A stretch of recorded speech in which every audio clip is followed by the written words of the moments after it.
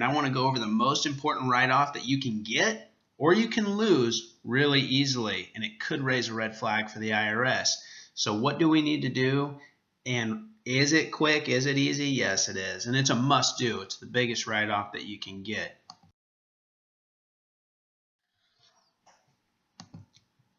Now, there's two types of deductions when it comes to miles. There's actual expenses and there's standard deduction. Either way, you need to keep a daily log of what you're doing for work. So why not go with a thing that's going to get you the easiest, the simplest route to get the biggest deduction? 90% of the time, it's going to be advantageous to go ahead and stick to the standard mileage deduction. But what we need to do either way is we need to own our car.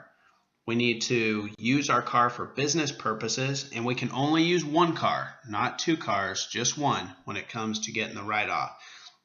We also need to keep that daily log. So to break it down, you need to write down a daily log. And what needs to be in that daily log? You need to have personal miles, even though you can't write them off. You need to have commuting miles, even though you can't write those off. We still need to record them each day, daily. Remember I said daily. And yes, we can write off everything else. So what does the log consist of? Well, what I do is I keep a little day planner inside my car.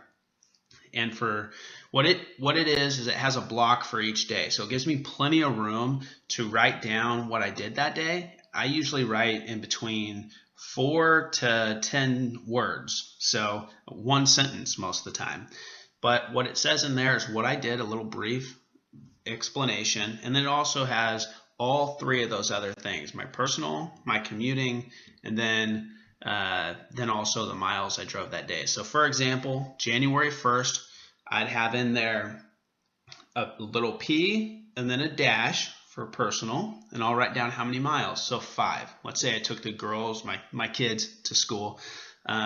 Then when it comes to commuting, maybe I drove 5 miles to the office and 5 miles back. Commuting to work does not count as a write-off, so I'll also write down my actual miles. Now what I want to show you here is how you avoid getting a red flag risen up at the IRS and them wanting to come audit you. And this is the reason why. In your daily log, you can tell that there's some numbers that need to be put under line number 44 of this Schedule C.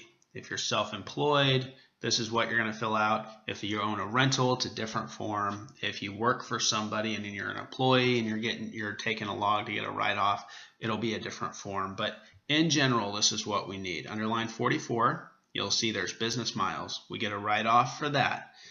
And commuting. We do not get a write-off for that, but they do have commuting miles. We're going to we need to put something in there. And then also on other, that's where your personal miles go, and we need to put something in there. If there's a 0 on one of those two, it's going to raise a big red flag. You want to avoid an audit from the IRS due to your mileage write-off. Make sure you record your commuting and your personal. And since it has to be daily, your commuting and your personal log also needs to be daily. That's what we just covered. Now, for quick reference, I went ahead and left, you can freeze your screen if you want, but I left this up for you guys. You can pull it off the internet for 2017 if you need that, but it does show the 2016 rate there. It shows 14, 15, and 16. And your mileage is going to range, that you get to write off, is going to range between 50 cents to 60 cents a mile. There's a rhyme, there's a reason. It has to do with the expenses of driving for that given year. Good luck getting the best write-off that you can. Take advantage of this.